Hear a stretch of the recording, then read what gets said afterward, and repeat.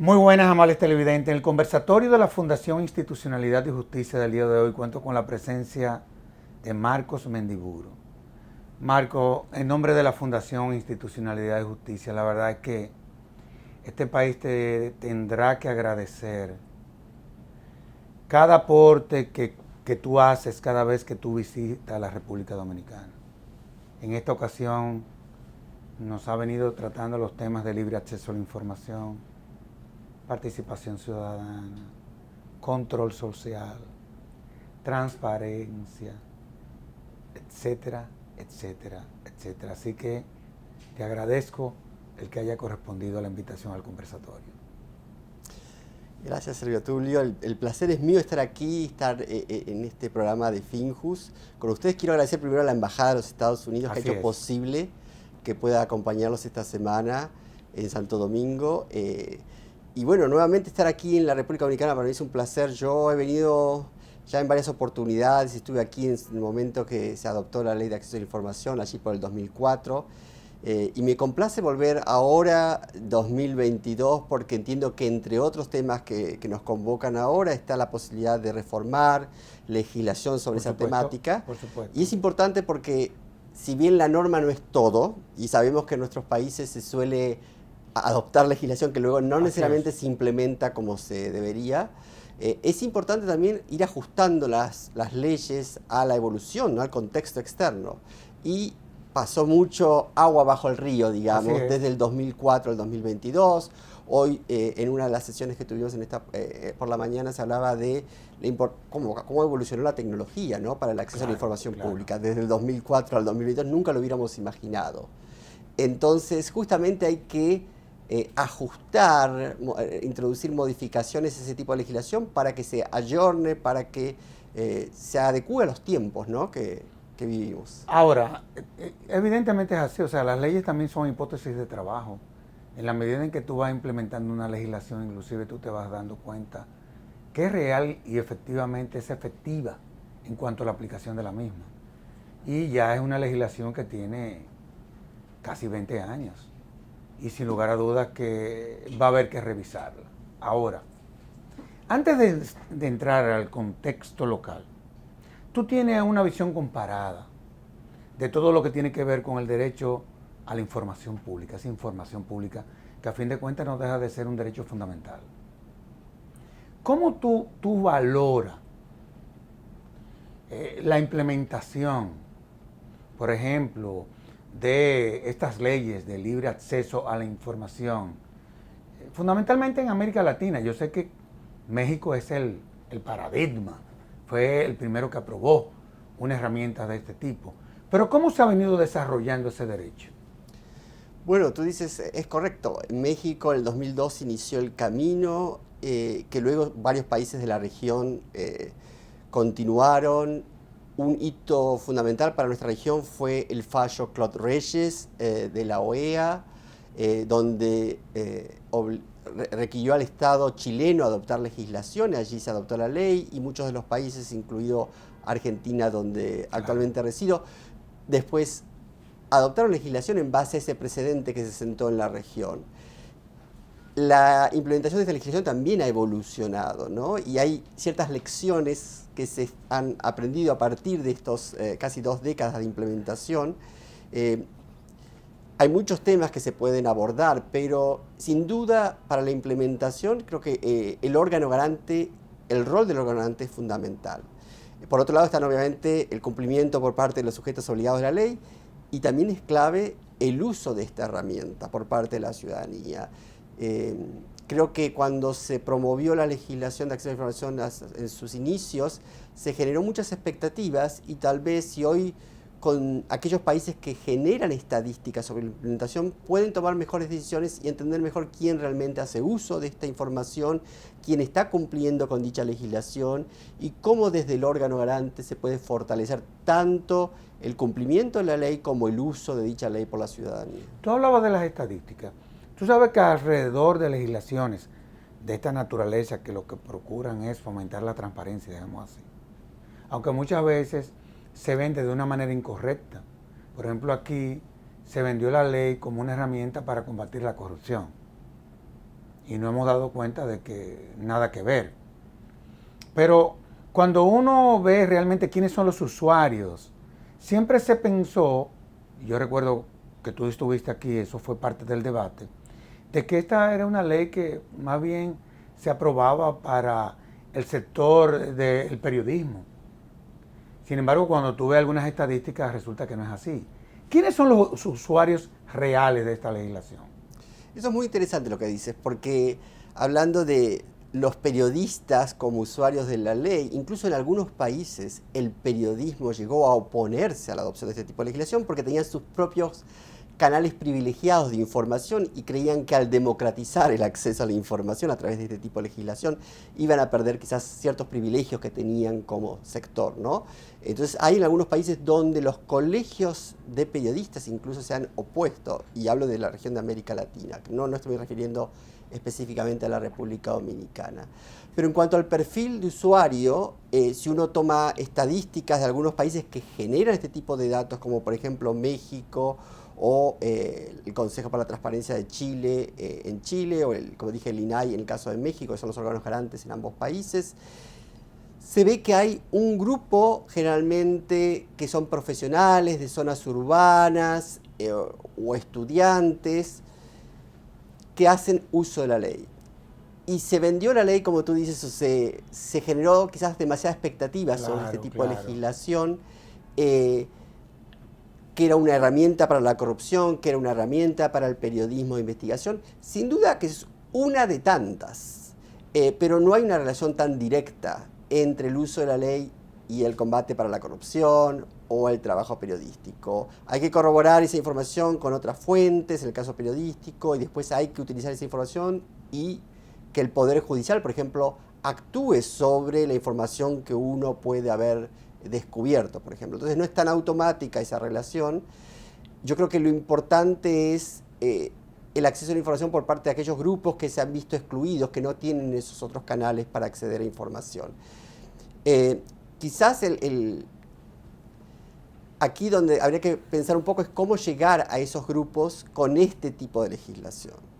No es promoviendo la ley de acceso a información, cómo hacer una solicitud de información, cuáles son las excepciones y los procedimientos para hacer esa solicitud, sino entender un poco las necesidades de información. Claro, claro. Hay estadísticas que dicen que la mayoría de la población nunca va a realizar una solicitud de información. Al contrario, lo que puede hacer es, a través de lo que se denomina la transparencia activa, tratar de acceder a información que está ya disponible, por ejemplo, en los sitios web de las instituciones. Entonces, ya ahí se desmitifica algo que se decía, me acuerdo, a principios de este siglo, que era que las leyes de acceso a información iban a paralizar prácticamente a la administración pública porque con tanta cantidad de solicitudes de información, los funcionarios públicos no iban a poder realmente realizar el trabajo que les correspondía, se tendrían que centrar en responder solicitudes. Bueno, eso en la práctica no ha sucedido en ninguno de los países, y hay estadísticas que sí lo demuestran, ¿no? Entonces creo que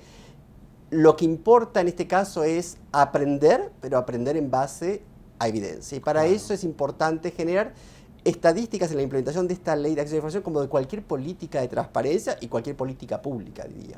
Ahora, cuando uno, por ejemplo, analiza la ley o estudia otras legislaciones similares en países del área, tú te encuentras que en la mayoría de esos países, desde la norma, existe un órgano rector. En el caso nuestro no hay órgano rector. Es verdad que la Dirección General de Ética e Integridad Gubernamental ha asumido, digamos que, ese rol.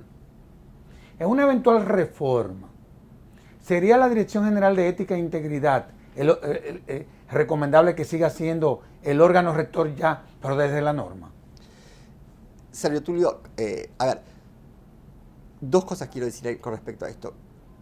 La DIGEI o la Dirección de Integridad Gubernamental es considerado órgano rector.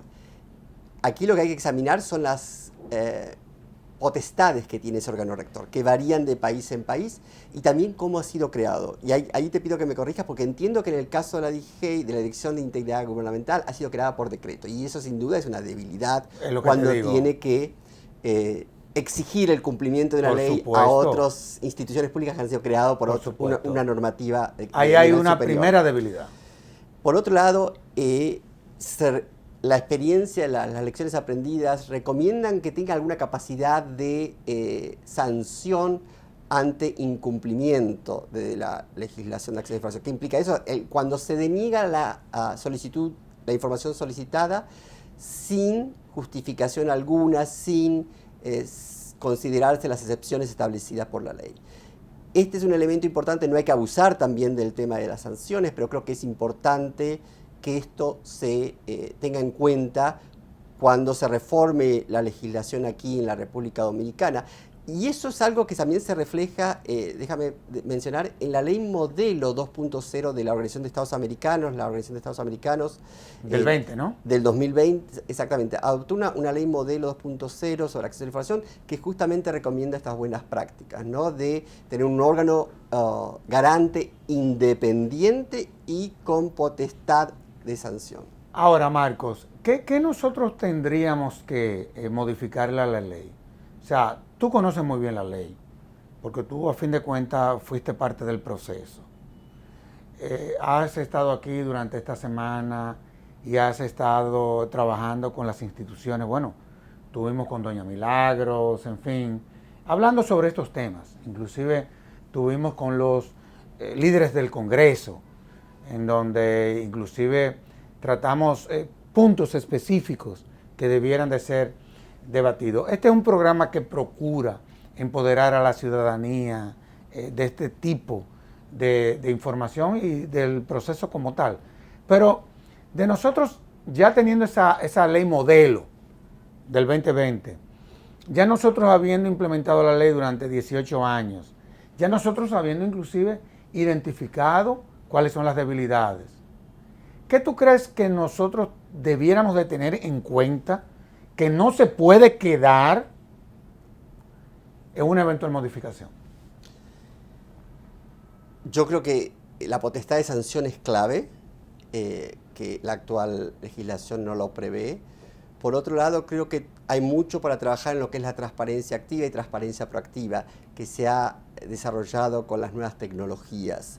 Y allí no hay una receta única, varía mucho de institución a institución, de tema en tema, y de quién es la audiencia, el público, el potencial usuario de esa información. Siempre digo que no hay que empezar por cuál es la información que se necesita, sino cuál es el problema que se tiene que atacar o abordar, y en base a eso tratar de identificar si el acceso a la información es una respuesta para resolver ese problema. Y allí varía mucho de cuáles son las temáticas, educación, vivienda, agua, etc. Creo que ese es un tema que es más caso a caso, digamos, pero que sería importante para considerar a futuro en la implementación de la ley por otros, y el uso de la ley sobre todo por otros segmentos de la sociedad. Por ejemplo, nosotros, una de las cosas que se presentan permanentemente y que desde el Estado no se cumple. Tú sabes que la ley plantea la necesidad, por ejemplo, en materia reglamentaria, el de colocar en la página web de las instituciones los proyectos de reglamento a los fines de que desde la sociedad se pueda hacer parte de ese proceso, es decir, de hacer recomendaciones. Pero sucede que una de las situaciones que se dan, y yo creo que fue algo de lo que se trató cuando estábamos con los miembros del Congreso, es que muchas veces tú solicitas la información o tú solicitas el reglamento porque no lo ponen en la página, y cuando te lo vienen a remitir ya se venció el plazo de los 25 días que la ley establece para que tú puedas hacer cualquier recomendación. Se presentan situaciones como esa en otros países del área, porque la verdad es que ya nosotros estamos acostumbrados, pero son de las cosas que uno dice, pero... Y no hay sistemas de consecuencia. Se presenta lamentablemente. Creo que toda esta dimensión de transparencia activa, como se denomina, que es información que se divulga de forma proactiva sin la necesidad de presentar una solicitud de información, quizás no estaba suficientemente abordada en las leyes iniciales, porque se ponía mucho énfasis en las solicitudes de información. Lo interesante de la ley modelo 2.0 es que tiene categorías de información en las cuales se debería divulgar proactivamente. Te voy a poner ejemplos muy interesantes. Por ejemplo, la lista de funcionarios que reciben sanciones administrativas. Es muy difícil de acceder a esa lista. Bueno, la ley modelo 2.0 señala que es importante que se publique la lista de funcionarios públicos que reciben sanciones administrativas. Otra categoría importante en esta recomendada por la ley modelo 2.0 es aquellas instancias que reciben subsidios o exenciones impositivas del Estado. Que eso es muy importante porque hay muchas empresas del sector privado que reciben beneficios fiscales. Publicar esa lista, porque son recursos públicos que dejan de pagar algunos y hay que blanquearlo, si se quiere, o divulgarlo para entender cuál es la razón de ser de esa toma de decisiones, ¿no? Entonces, hay una serie de categorías muy interesantes. Por ejemplo, quiénes son los inhabilitados, los proveedores de servicios o productos al Estado porque no han cumplido con los contratos que se ha firmado con la administración pública. Eso va a llevar tiempo.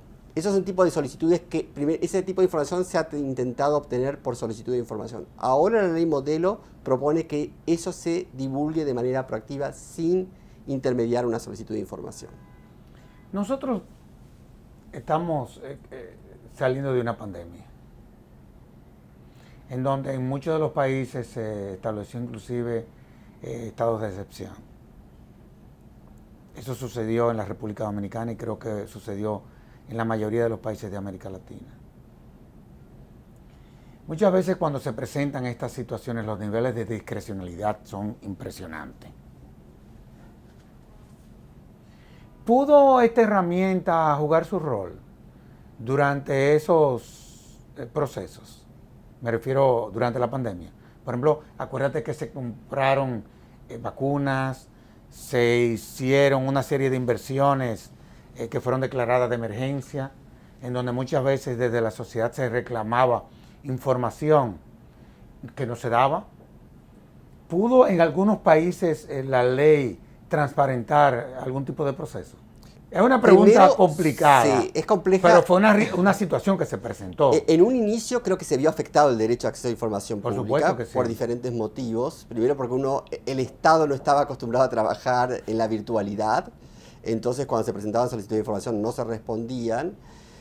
Luego hubo casos específicos, estoy pensando por ejemplo en el caso de Argentina, que se hizo una solicitud para ver quiénes habían ingresado a la casa presidencial durante la pandemia, porque se rumoreaba que había habido unos encuentros sociales que no correspondía en un momento de restricción, ¿no? De distanciamiento social.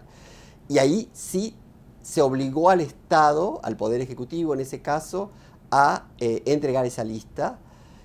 También el tema de quiénes eran las personas que se habían vacunado inicialmente para ver si había habido privilegios en la vacunación en los primeros meses cuando había una escasez de vacunas para toda la población. Entonces creo que sí que ha habido casos, hay mucho para mejorar todavía y lo importante es ver cómo proactivamente poder divulgar esta información, algo que creo que incluso las entidades fiscales superiores están auditando el uso de los recursos, es cómo la transparencia puede contribuir a evitar que suceda lo que ha sucedido durante la pandemia COVID-19, ¿no? Tener en cuenta, una de las recomendaciones es cómo promover mejor transparencia en contextos de emergencia, ¿no? Porque hay mucha, como tú lo dijiste, hay mucha discrecionalidad. En momentos de emergencia se busca simplificar procesos para hacer contrataciones, para comprar equipos médicos, comprar vacunas, para dar subsidios a gente que se ha visto afectada porque no ha podido trabajar, etc. Entonces,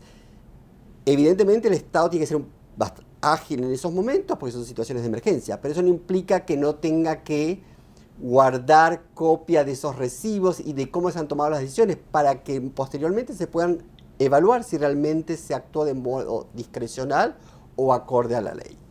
Y ahí es donde creo que hay mucho por trabajar todavía, donde estos órganos garantes tienen que tener un mayor protagonismo, porque a veces se los ve muy específico como algo muy burocrático y creo que tienen un rol clave en el ejercicio de los derechos. Pero déjame decir que creo que todos tienen que rendir cuentas, no solamente el Estado, la sociedad civil también lo tiene, como el sector privado, ¿no? Y creo que eso es algo que también esta semana fue interesante porque tuve oportunidad de hablar con funcionarios de la Cámara de Cuentas de la República Dominicana y también con funcionarios del Centro Nacional de Fomento para las Asociaciones sin fines de lucro. Y el mensaje es que también aquellos que ejecutan recursos públicos, indistintamente si es directamente el sector estatal, si es el sector privado o son las organizaciones de la sociedad civil, el tercer sector, si son recursos públicos, ellos deben dar cuenta de cómo se hace uso de esos recursos. Y hay una realidad, o sea, desde el punto de vista constitucional, inclusive hasta desde el punto de vista de lo que establece la ley 10-04, me refiero a la de la Cámara de Cuentas, evidentemente de que toda institución, sea público o privado, que reciba fondos públicos, está obligada a rendir cuentas. Esa es una realidad y se expone inclusive a auditorías realizadas por el órgano rector del Sistema Nacional de Control, me refiero de la propia Cámara de Cuentas. Ahora, tú tienes una visión holística de todo esto. Y tú has venido monitoreando, inclusive tú haces uso muchas veces en tus presentaciones de diagnósticos que se le han hecho a los países respecto a lo que han sido los avances y respecto a lo que han sido los rezagos, digámoslo así, o los obstáculos que se han presentado. ¿Cómo nos han evaluado a nosotros? Porque a fin de cuentas, antes de uno inclusive hasta iniciarse en un proceso de reforma, tú tienes que partir de un diagnóstico de qué fue lo que funcionó y qué no. ¿Cómo nos evalúan a nosotros en materia de derecho a acceso a la información pública? Bueno, a ver, el caso de derecho a acceso a la información pública no hay una herramienta única que evalúe. Hay un índice que lo que evalúa es la calidad de la ley, que creo que es una parte, es importante, pero es solamente una parte, porque luego está la implementación de la legislación, claro. Y no existe una herramienta única en la actualidad que evalúe y genere un índice. Así que no existe, digamos, un ranking donde se pueda decir la República Dominicana está en tal nivel o categoría dentro de ese índice. Lo que creo es que sí, como dije antes, hay ciertos aspectos que hay que trabajar, profundizar, la independencia del órgano garante es clave, la capacidad de sanción, porque eso les va a dar puntajes y porque además las lecciones aprendidas han demostrado que es importante que esos órganos garantes cuenten con esas herramientas en caso de ser necesario. Ahora, te voy a hacer la pregunta desde otro ángulo, porque tú has dejado muy claro que una reforma no se limita al contenido de una norma, o sea, esa es una dimensión de la reforma. Hay otros aspectos que hay que tener en cuenta como para que inclusive hasta la propia implementación de las normas resulte ser exitosa.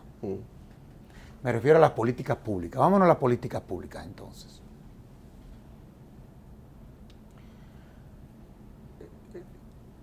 Tú estuviste muy de cerca con la que dirige, con doña Milagros, que te pudiste dar cuenta que ella es una especie como de símbolo de la transparencia a nivel nacional. Los partidos de oposición, la sociedad civil, las amas de casa, todo el mundo la quiere, por lo que ha sido su conducta, ¿no?, desde la administración pública. Y ella evidentemente ha tratado de rescatar, ¿no?, lo que sería eventualmente una implementación, partiendo del contenido de lo que tenemos, de la Ley de Libre Acceso a la Información. ¿Tú pudiste evaluar las políticas que ella ha diseñado en esa dirección? Porque la verdad es que se están haciendo algunos esfuerzos desde la Dirección de Ética e Integridad Gubernamental. ¿Cómo tú evalúas eso? Primero, concuerdo contigo, quiero reconocer la gran labor que hace doña Milagros en la Dirección de Integridad Gubernamental. 85 años, ¿eh? Sin duda. Y es muy importante. Lo importante también es la sostenibilidad. Concuerdo con que el liderazgo es clave para avanzar en una agenda de integridad, pero también que esto perdure en el tiempo, ¿no? Y para eso se necesitan instituciones sólidas. Y no he hecho una evaluación del trabajo, no tendría esa capacidad para hacerlo, pero sí creo, y creo que lo abordamos esta mañana en una sesión que tuvimos donde participó doña Milagros y algunos legisladores aquí, y tú, Servio Tulio, es priorizar reformas, porque esta es una agenda que desgasta mucho, y tú lo sabes muy bien estando tanto aquí en Finjus, ¿no? Siempre hay obstáculos, y el gran desafío, reto, es que uno se disperse con tantas reformas. Y lo hemos hablado esta semana y han surgido, ¿no? El proyecto de ley de extinción del dominio, de la reforma de la Cámara de Cuentas, la ley de acceso a información pública, y seguramente hay varias más que no, en este momento no me vienen a la mente. Pero quiero decir, el tema es priorizar esas reformas. Y eso requiere, lo que yo decía hoy, pensar los órganos de transparencia, de integridad, también estos enfoques de gestión por resultados. Para eso tiene que haber una planificación estratégica, identificar cuáles son las 3 o 4 reformas, porque lleva mucho tiempo y siempre va a haber retrocesos. Hay que estar preparado para esos momentos cuando, y lo hemos visto con la pandemia, tú me preguntabas previamente con el contexto del COVID, hubo un retroceso en el ejercicio del derecho de acceso a la información en los últimos 2 años, y tenemos que salir fortalecidos de eso, ¿no? Entonces, no hay que dispersar, no es que ya el acceso a la información no es importante y ahora hay otros, sin duda que va a haber otros temas también, pero quiero decir, hay que estar atento a esos momentos de retroceso, porque esta es una agenda muy amplia y hay que priorizar cuáles son las 3 o 4 áreas. Y sobre todo hay que trabajar de forma articulada con otras instituciones. Y para lograr realmente la rendición de cuentas, no es suficiente el éxito de la labor de una institución. Se tienen que trabajar de forma mancomunada entre diferentes instituciones y obviamente también con la ciudadanía, que es clave. Si la ciudadanía no demanda que estas instituciones trabajen y cumplan con la misión por la cual fueron creadas, difícilmente hagan su trabajo bien. Y por otro lado, y esto lo sabemos muy bien, a veces dentro del Estado se trabaja en silos, se trabaja de forma descoordinada, hay mucha competencia, etcétera. Celos, exactamente, tú lo has dicho, competencia por recursos, etcétera. Entonces, el tema es cómo trabajar, y eso lleva mucho tiempo. El traer el mensaje de una institución, llevarla a otra y que se puedan comunicar entre ellos es un gran esfuerzo. Ahora, yo lo que veo también que es una cuestión de voluntad política, por ejemplo. Cuando veíamos, por ejemplo, el tema de los portales en las instituciones públicas, cada uno de los portales, muy pocos, pero la mayoría de los portales, desde las instituciones de la administración, cada quien como que tiene un libro diferente. Cuando tú sabes muy bien cuáles son los aspectos que hay que tener en cuenta para que un portal sea productivo y sirva de herramienta de información y que pueda contribuir a transparentar cualquier información. Muchas veces tú entras a la página web de un ministerio y más bien ahí lo que se promueve es el personalismo y no lo que desde la institución se debe de realizar o se realiza. ¿Tú no crees que debiera de utilizarse un modelo que sea homogéneo a todas las instituciones del Estado, un tanto como para que cada quien no ande de su cuenta? Sí, por supuesto, y de hecho hay experiencias. Hablando de portales de transparencia, Perú tiene el PTE, Portal de Transparencia Estándar. La E es de estándar, donde hay una lista de categorías de información que se deben presentar y cómo se debe presentar, para que quien ingrese a los sitios web sepa que ahí va a encontrar la mismo tipo de información, ya sea al Ministerio de Educación, al Ministerio de Vivienda o Ministerio de Salud. Pero tú planteaste esto de la voluntad política y creo que es clave. A veces se pone mucho énfasis en la ley no me lo permite o la ley no lo establece. Y se reforma la legislación y no cambia absolutamente nada, ya lo hablamos previamente. Y quiero traer un ejemplo de Costa Rica, de la Contraloría General de la República de Costa Rica, pero hay varios, ¿no? Donde voluntariamente se han, hablando del tema de participación, si no, le voy a traer el ejemplo de la Contraloría General de la República de Chile primero y después vuelvo al ejemplo de Costa Rica, pero en Chile existe una ley de asociaciones de la sociedad civil. que exige que en la administración pública, sobre todo en el Ejecutivo, Poder Ejecutivo, se establezcan consejos de asociaciones de la sociedad civil, los famosos COSOC, es la sigla, COSOC. La ley no obligaba a órganos autónomos como la Contraloría General de la República de crear ese tipo de espacio. Sin embargo, el entonces Contralor decidió crear un COSOC para la Contraloría General de la República. Mira qué bien. Eso es un ejemplo de voluntad política. Claro. La ley no se lo exigía y él podría haber continuado sin ese COSOC, y al día de hoy eso perdura en el tiempo con un nuevo Contralor General. En el caso de Costa Rica no existe ley de participación ciudadana, no tienen ni siquiera reglamentos internos para promover la participación ciudadana en la Contraloría General de la República, pero decidieron, por decisión de la máxima autoridad, la señora Contralora, de promover un ejercicio, una especie de piloto, si quieres llamarlo, de participación ciudadana, donde involucraron a las comunidades indígenas para auditar la calidad del servicio de agua potable a grupos vulnerables, porque tenían que auditar, como compromiso que tienen las entidades fiscalizadoras de auditar los objetivos de desarrollo sostenible. Uno de ellos está vinculado al agua potable. Decidieron realizar este ejercicio de involucrar a las comunidades indígenas en la auditoría sobre la prestación del servicio de agua potable en dicho país, siendo el sujeto auditado ahí AYA, que es el Instituto Costarricense de Alcantarillados y Acueductos, ¿no? Entonces, lo que tú dices es clave. No es suficiente porque hoy existe esa persona con esa visión reformista, claro, pero mañana puede venir alguien que claro. fácilmente desmantele eso si no está tan bien institucionalizado. No, y más cuando no hay una base legal, esa es la realidad. Más bien es una política pública. De todos modos, vamos a hacer una pausa y de inmediato volvemos con este interesantísimo programa. Hiciste un programa.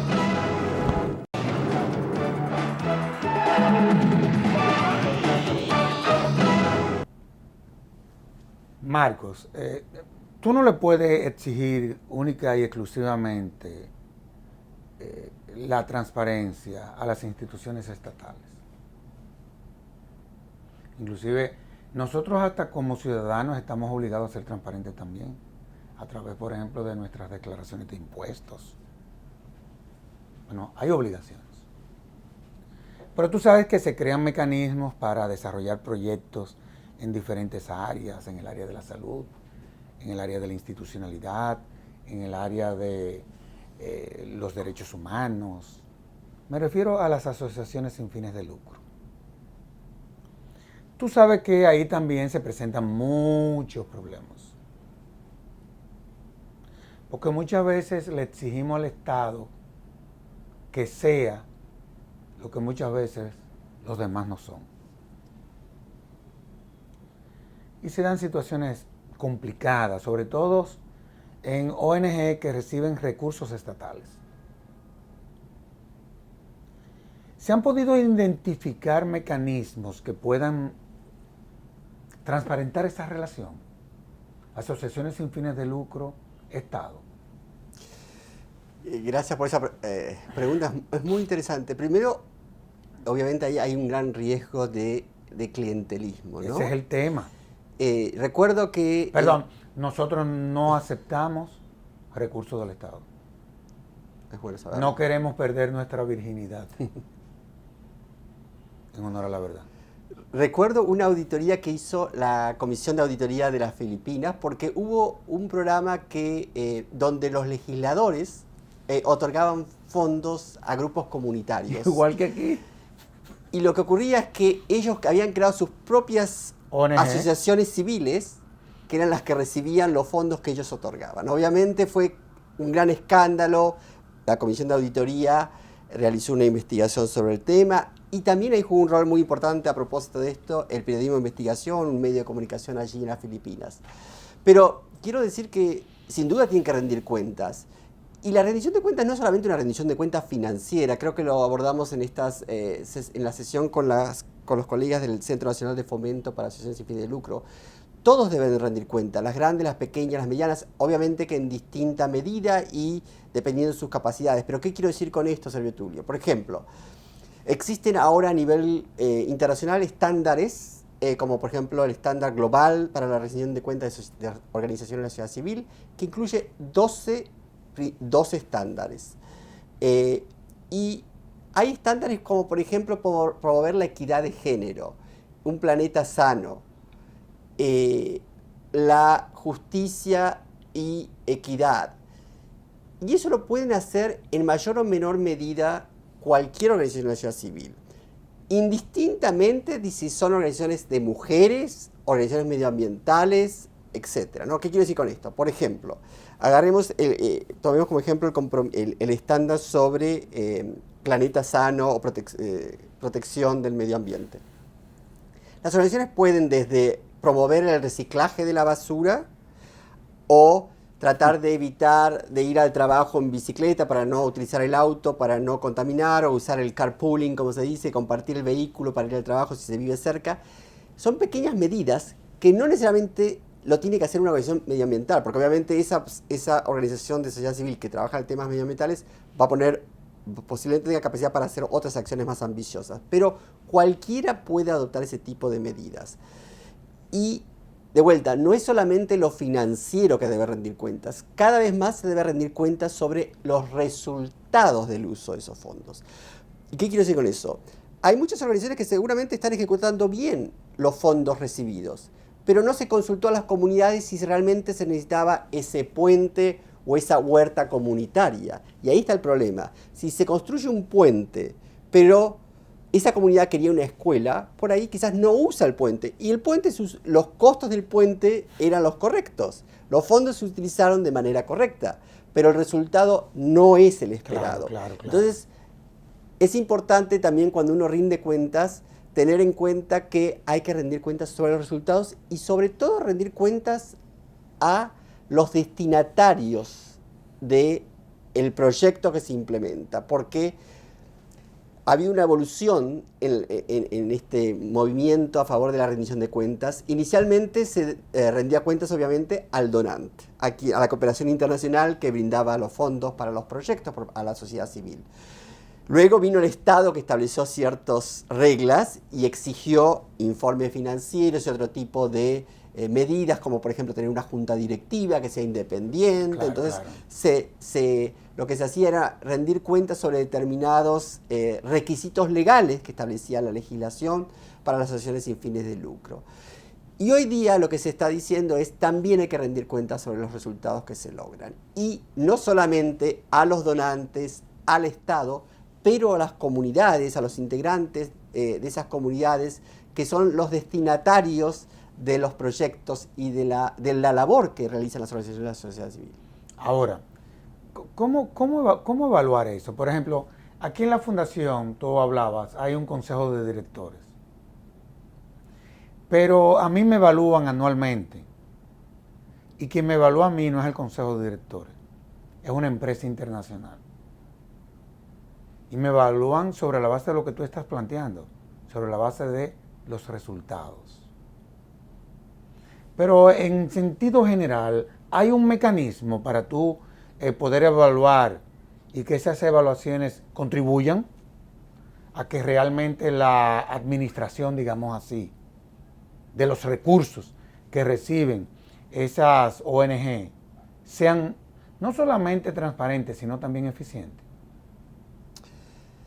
Es interesante, hay diferentes formas de promover la rendición de cuentas. Una es la autoevaluación o la autorregulación. También está la certificación por un tercero, que puede ser otra organización de la sociedad civil que evalúe en base a una serie de indicadores a organizaciones de la sociedad civil que son miembros, por ejemplo, y luego certifique que cumplen con esos estándares. Claro. Como tú dices, en el caso de Fincus, entiendo que es una firma privada seguramente que hace esas auditorías, etcétera.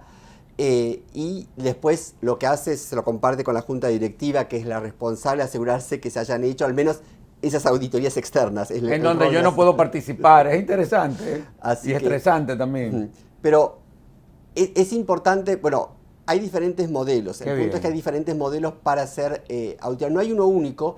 En el caso de la sociedad civil es muy sensible que el Estado se meta a evaluar a la sociedad civil. Lo mejor es que haya un sistema consensuado entre los diferentes actores del tercer sector, del sector social. Claro. Como dije, puede ser una lo que se llama en inglés una Umbrella Association, una asociación del tercer nivel que aglutina a diferentes organizaciones que pueda establecer consensuadamente unos indicadores y luego verificar cada 2 años, por ejemplo, si se cumplen esos indicadores. Y hay que discutir cuáles son esos indicadores, ¿no? Como dije antes, no solamente tiene que ser lo financiero o el cumplimiento de requisitos legales, también tiene que ser los resultados, como tú dijiste previamente, ¿no? Entonces creo que eso es fundamental. Pero también no quiero olvidarme de un tema que me pareció interesante, que surgió de las conversaciones esta semana, que es, entiendo aquí que en la República Dominicana hay cierta legislación, por ejemplo, a nivel local, con los municipios o de descentralización, que se promueven estos comités de auditoría social y veedurías. Ellos también tienen que rendir cuentas. Porque el gran peligro, y entiendo que aquí la ley faculta que el alcalde o la alcaldesa decida, identifique a quiénes van a ser los integrantes de esos comités de auditoría social. Y ahí puede haber un gran conflicto de interés quien tiene que ser controlado designe quiénes lo van a controlar. Claro. Entonces, hablando con el Centro Nacional de Fomento, les comentábamos que es importante también que esos espacios que hacen control social, auditoría social, veedurías, como quieran llamarlo, tengan que rendir cuentas, porque si no pueden ser fácilmente cooptados. Eso es clave en cualquier esfuerzo por parte de la sociedad civil de realizar vigilancia ciudadana. Ahora, hemos hablado de transparencia y de rendición de cuentas.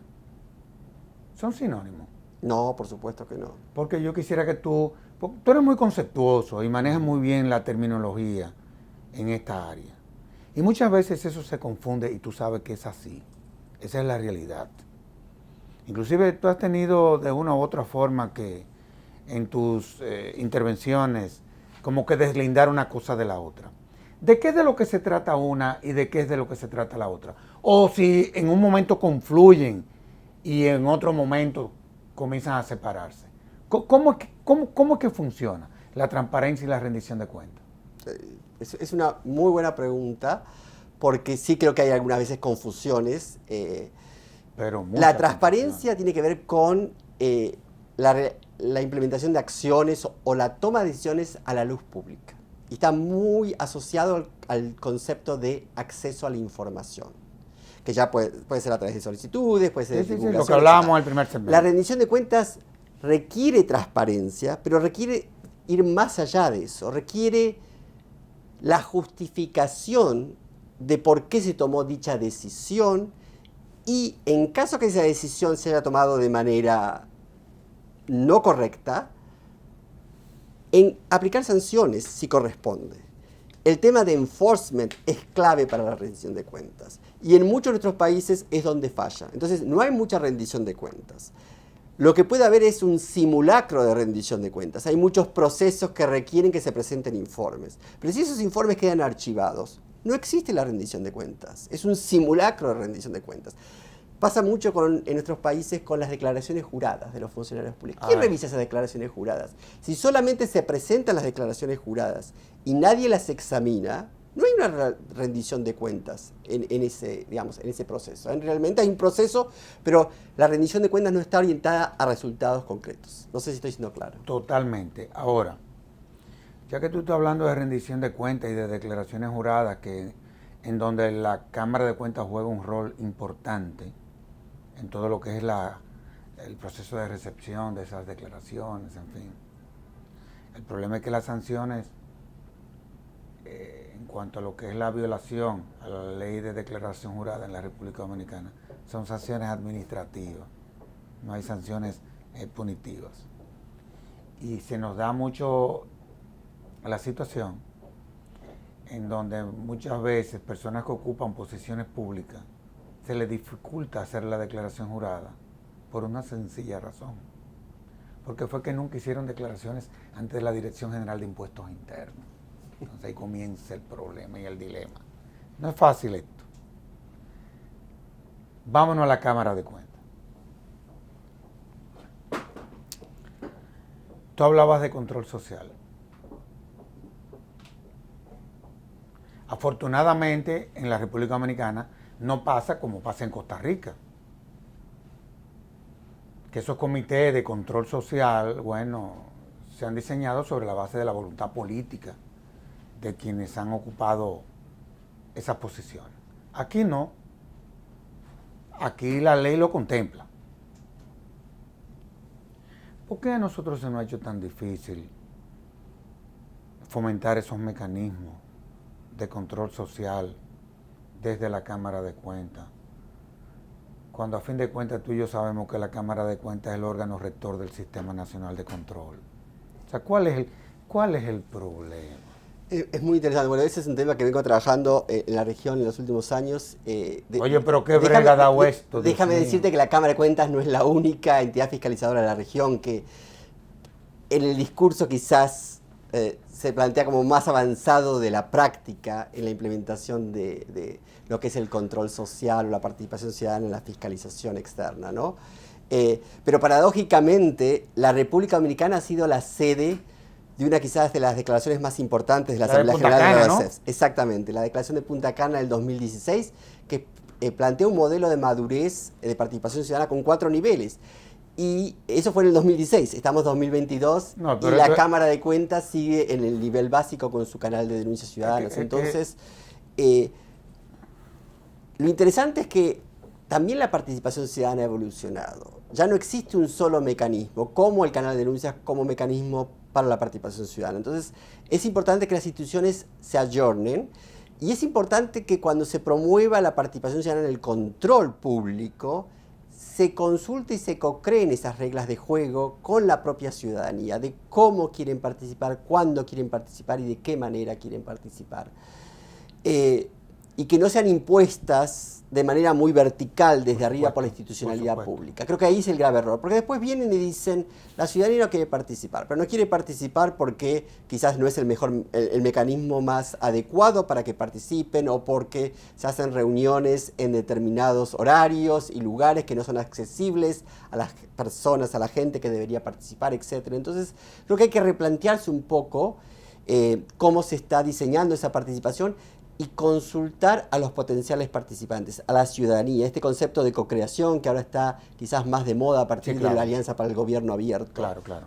Que inclusive nosotros estamos desarrollando y que tú nos has venido ayudando en todo lo que tiene que ver con esa nueva visión de la administración, me refiero al de gobiernos abiertos, y que doña Milagro lo tiene pero muy claro. El problema está en que instituciones que deben de fomentar este tipo de herramientas, oye, qué difícil se le ha hecho, en honor a la verdad.